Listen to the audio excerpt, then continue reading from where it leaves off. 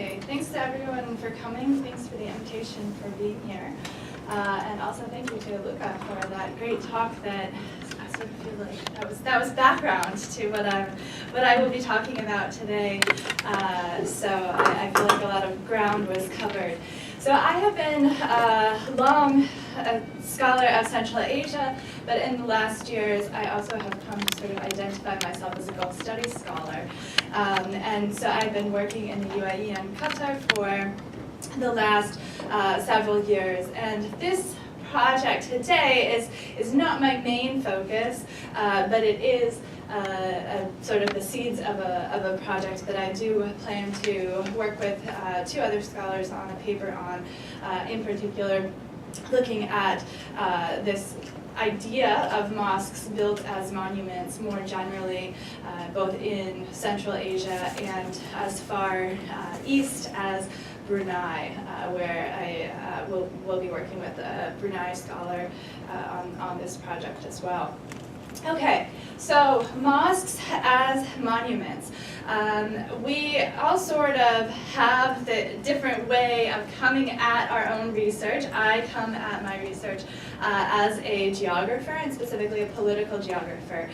We, in geography, very frequently talk about urban landscapes and the transformation of urban landscapes in connection with regime changes. And we do lots of parsing, looking at different monuments and other ways that we can sort of understand what the significance of that regime change has for the built environment. So one thing that I have not really seen too much of is this idea of glorifying the father of the nation in the urban landscape. So the work that does exist out there tends to focus quite specifically on this idea of the cult of personality. And you won't really hear me use that term so much because I'm not entirely sure I like the utility of that concept when it becomes really just sort of a cliche. So who is that leader that is being held up, or who this cult is being constructed around? Oftentimes scholars have looked at that in the urban landscape, but I'm specifically interested in leaders that were sort of framed as the father of the nation. And here I have a strong interest in nationalism, but also the gender dimension of this is quite important, but won't be discussed today. So how do we sort of see the founding father, this nationalist narrative about the founding father, being written into the urban landscape? This obviously sort of speaks to that point about regime change, right? Because in order to have a founding father, you are presumably starting from a new place, right? So I'm interested in this from the perspective of personalism and paternalism, and I want today to just talk about two particular cases of how we might find this in connection both in Central Asia and in the Gulf countries. So I will talk about Niyazov in Turkmenistan and Sheikh Zayed in the UAE. So many of us know, again, sort of if you are familiar at all with the literature on the changing urban landscapes in the post-Soviet or the post-communist world, there's been a lot of work done on sort of de-Leninization or de-Stalinization, however you want to call it, these immediate changes after the collapse of communist regimes that took down Lenin, that took down all sorts of other sort of Soviet or communist regime promoting statues. Okay, not all of them, obviously. This is the Lenin. This is the Lenin monument in Ashgabat, which stands today. And you know, there are certain monuments that do stand. There are often very particular reasons for that. This one is boasted by the tour guides as being the first of all Lenin monuments in the entire world to have been erected. So that has that sort of, we are the first nationalist component to it. It's also a gorgeous site, I think. Okay, but beyond that, there also is Pushkin still standing in one of the parks in Ashgabat. But other than that, there has been a sort of glorification of Niyazi throughout the urban landscape in Ashgabat in the early 1990s. Obviously, that was one of the first pieces of the transformation of Ashgabat. Involved putting up statues to him. It also involved the sort of famous marble-clad buildings and the emphasis on having this new spectacular architecture coming out. And so his identity got written into the landscape in this fashion, and that's quite clear. But there were also other changes, in particular the sort of introduction of certain religious landscapes that may not have been overly present in the past. So this is a Turkish-funded mosque in Ashgabat, and we certainly have seen this in many other places around Central Asia, the development of a great number of Turkish-funded mosques. And as you can sort of see if you've traveled in Turkey at all, or in the Balkans, in fact, even, this is a similar, or a familiar style. Okay, so we do sort of have the development of many of these mosques, but they're not necessarily what I will be talking about today, and I'll explain what's different about what I'll talk about today. So when we think about the Gulf, though, we're not removing Lenin. We have a different sort of story about the changing symbolic landscapes in the Gulf. So the countries that I work in, and particularly the UAE, where I will be discussing today, they were part of the Trucial states, and this was a British protectorate which received independence in 1971. So Sheikh Zayed is sort of known to be the one who unified most of the leaders of the unifying the emirs, who were the leaders of the different sort of territorial entities that comprise the Trucial states. Qatar and Bahrain were originally supposed to be part of the United Arab Emirates as we know it today, but were not. They opted out sort of last minute. Okay, so we have the Trucial states becoming, or much of the Trucial states becoming the United Arab Emirates, the UAE, in 1971. And this identity of Sheikh Zayed is narrated as being the one who brought all of those leaders together, who made this sort of push for independent statehood.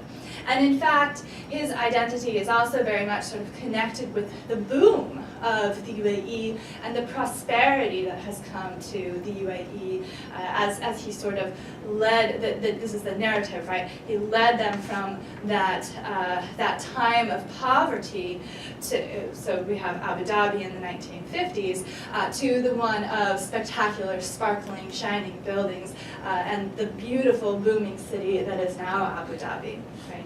So there's sort of this narrative of him, like Niyazi in a sense, presiding over that spectacular development of the capital city, but also sort of paralleling or serving as a metaphor for that overall sort of paternalistic supervision of the nation as it develops, and as Marlon pointed out at the beginning, a sort of model of this paternalistic care for the population, guiding it on its way to this great prosperity that we see today, and as sort of indicated, or we're told that this is an index of their modernity, of their prosperity, et cetera, et cetera. So it's the father figure that did this.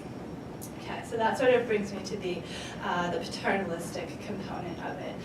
But obviously, we also have a big piece of personalism here, right?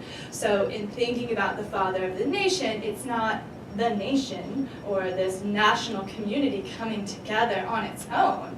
They are being led by one very particular man who is narrated very frequently as being superhuman, as having this sort of strategic vision that is absolutely uncommon, unseen, and he is therefore sort of held up on this pedestal through the sort of narratives of personalism. Okay. So then where does religion fit in this, right? I think this is a really interesting question, and one that we can see in particular through the two mosques that I examine here, and in the comparative paper that I want to build on. I'll also be talking about Azerbaijan and Brunei. But here, in thinking about sort of glorification of the leader, of the father of the nation, we can see that coming out in the way that there are these two monumental mosques that are developed and held up as the leading mosque, the most important mosque in the country, and that bear the name of that leader. They are also, importantly, and I'll talk about this in a minute, they're also importantly sites of the mausoleum of those two leaders as well, adjacent to the mosque itself. Okay, so I want to sort of situate this in the broader scheme of monumental style mosques in Central Asia, because this is not an isolated case, and I think that we can understand a lot about dynamics that Luca very well sort of introduced us to in terms of state efforts to control religious practice in Central Asia, but also in the Gulf countries as well. So we have the sort of push to have the biggest and the best. This is a big piece of monumentality, is always trying to surpass the others. So the Haydar Mosque in Baku recently opened. It's supposed to be the largest mosque in all of the Caucasus. There's also the Kocatepe Mosque in Ankara, which now only is the largest mosque in Ankara, but when it was finished in 1987, it was sort of framed as the largest mosque of Central Asia.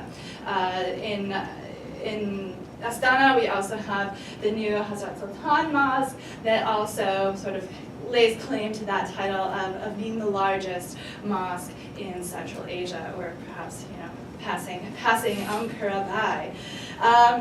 So there is this broader phenomenon, but as I said, coming back to the piece that I'm interested here and the dimension, yes, these other cases I think all do have important narratives of nationalism running through them, and that sort of religion branding that we're talking about today comes out very clearly in these mosques.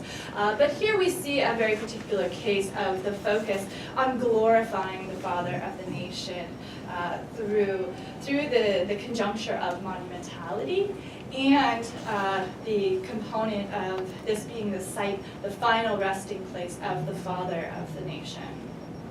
Okay, so in sort of promoting that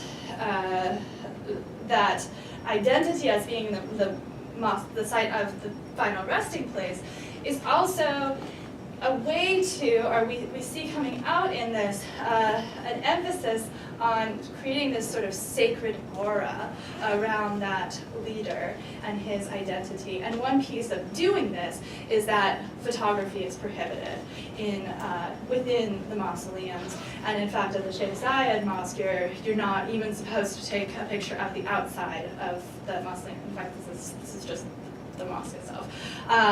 So this is a way that they sort of, again, this is a sacred site. You should be respectful. You should not be photographing this. Okay, so in Ashgabat, the same holds for Turkmenbashi's mausoleum. That said, Bouygues, the French construction company, does have this image of the inside of the mausoleum on their website, which I found interesting. That we visiting, not allowed to take out the cameras, and everybody, police officers, everyone is making sure you're not. But they do have the interior image here. What is particularly interesting about this, and I won't say too much more about this for today, in another venue, another time, I would, but this mausoleum is, Bouygues is a French construction company, and it is modeled explicitly on Napoleon's tomb. And this is sort of showing, in many ways, the sort of, that Bouygues obviously knows their audience, right? They know who they're speaking to. They know that sort of parallel between Turkmenbashi and Napoleon would be at least a welcome parallel to draw. So we do sort of have, again, not just that sort of sacred aura being attributed to the father of the nation through this sort of iconic development, but also sort of referencing that to past and historical leaders of great significance. One thing that's particularly contentious about Turkmenbaşi's mosque is something that's written right here. And here this sort of speaks to, again, his own sort of his own idiosyncratic approach to his relationship with religion and how he sort of dealt with that, right? So, as many of you know, he famously authored the Ruhnama, his spiritual guide, his book. And so what this inscription on the inside of the mosque says is the Ruhnama is the holiest book, the Quran is the book of God. Okay? So this is an explicit positioning of the Ruhnama as superior to the Quran. Okay? And that is very significant, especially as Luke has sort of pointed to, as we sort of see these relationships unfold within the Gulf. I can tell you that nobody in the Gulf would be happy to see this, and in fact, I wonder how many of them do know about this. I mean, I haven't seen all too much press coverage on it, but that notwithstanding, this certainly would be something that would offend, okay, many people, and probably also Turkmen people, right? Not limited in geographic scope. So this is, yet again, a way in which we sort of see that identity of the father of the nation being fused with or articulated together with these architectural, monumental style landscapes. And in fact, this I think is one way in which we can interpret this particular mosque, but many other mosques in the area, as perhaps more as monuments than places of worship. And I can also say that this place was completely empty, as opposed to certain other mosques that it visited around. Okay. Another piece of the story of monumentality in both the UAE and in fact all across Central Asia, and I've written an article about this, is this idea of waterscapes and green spaces as being sort of important ways of constructing monumentality and spectacular space within the capital cities, both in the Gulf and in Central Asia. So in the case of the Sheikh Zayed Mosque here on the top, those sorts of watered environments and very green spaces are an important way in which we create the spectacle of the mosque, because we are in the desert, and it is truly, you know, it is nothing like this outside of those sort of created spaces, those manicured landscapes that surround and lend a sort of beautiful image to that space. And again, the same in the Turkmenbaşi Mosque here. Okay, this is an important piece, and I think I'm running low on time, but this is an important piece of the broader trends in monumentality that we see in the Gulf cities and in the Central Asian cities. Yet another sort of way in which we sort of see the monumentality coming out in both of the mosques. I should also say the Sheikh Zayed Mosque is the third largest mosque in the world, only behind the two mosques in Saudi Arabia. And it also now has surpassed Turkmenistan for having the largest rug in the world. So this here is an image of that particular rug, and this was a tremendously expensive rug that had to be stitched together within the mosque itself. But if anyone has been to Turkmenistan, or perhaps even read about some of these cases, Turkmenistan tends to have a sort of passion or a particular penchant for Guinness Book of World Records, and they did for many years have the world's largest rug, which now hangs in the Carpet Museum. So I don't really have a very good picture of it, so sorry, that's the rug. But you do sort of see this push to having the biggest as a way to sort of not only lend prestige, but also sort of lay claim to that identity on the global stage. Okay. So just moving to a few quick conclusions here. I should also say, and I sort of have been frequently using this slide as a way to transition and thinking about Turkmenistan, because Turkmenistan is a place of transition. It may seem slow, but it is transitioning, and monuments of Niyazov are slowly coming down, are being removed, as with this one here. Many of them have been relocated to the fringes of Ashgabat. Others are being relocated into a big new memorial complex on the outskirts of the city. So things are in flux, right? And I think that's what makes, for me at least, as a political and urban geographer, things that makes the region so interesting is that things are constantly in flux, and what I probably have just told you is going to change very much in a few years. Okay, so I think that the major point to take away here is that if we're thinking about monuments and trying to understand how identity narratives, national identity narratives, or religious narratives are being articulated through built space and in urban space, we find this in many different forms. Okay, so it's not just the monuments that we sort of properly think of as a leader standing on or sitting on his horse. However you sort of imagine a stereotypical monument, it comes in a variety of different ways. And one of those, as I've sort of suggested with the two cases here, and hope to expand on in the continued work, is this idea of mosques functioning more as monuments, as icons that you don't necessarily go to as a particular place of worship, but become almost reified as an icon or as a symbol to be related to and to be understood and interpreted in that fashion, rather than necessarily engaged with in any substantive form. But we see this, again, as sort of the broader trend toward iconic architectural developments in the cities that I've been researching and this never-ending book project I'm working on. But you also see this sort of coming out in these urban greening schemes. And in many ways, I think the cases that, some of the connections that we can draw, that I have been drawing around the Gulf and around Central Asia, is this push to use spectacle as a political technology, and certainly sort of extending Laura Adams' work on spectacular states. So why mosques? Why monumentality? If anyone has read one of the articles I've written about monumentality in Astana, it's not just modernity, which I think is the focus of my previous work. It's not just about articulating identity as being modern, but it can also come out in a number of different identity narratives.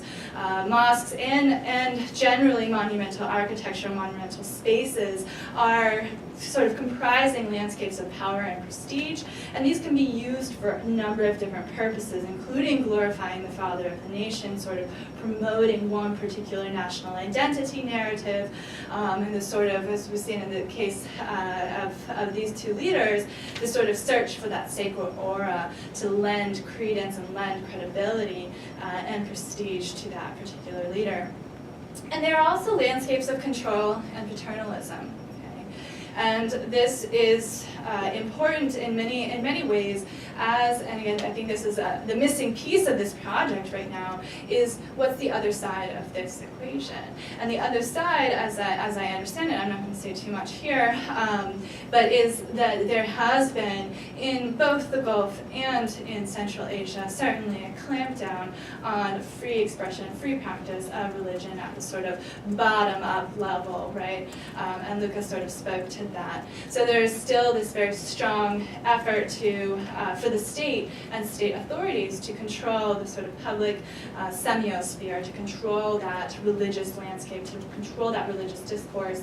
And one way that can be seen is simply by looking at these towering structures and the way that that's sort of used by the governments to say, hey, look, we support religion. We're building this multi-billion-dollar mosque. How can you say that we don't support religion? While simultaneously sort of clamping down on independent practice in Azerbaijan, also sort of closing down a lot of smaller mosques around, and this is happening together. And a big piece of this bigger project of mine is looking at precisely those dimensions together. But simultaneously sort of narrating benevolence and care, like the images of the leaders going to do the Hajj, to show that, look, I have this spiritual connection, and I'm sort of narrating that in this very paternalistic fashion. And in that sense, paternalism is it's not an equal relationship, right? It is a very top-down approach to governance, and although it may be articulated as care and benevolence, certainly it's not looking for input from the children, right? That's sort of the general idea of paternalism. So I think I may have gone over. Thank you for your patience. And yeah, I look forward to your comments at the end. This is really only in the seeds of my imagination right now, so thanks.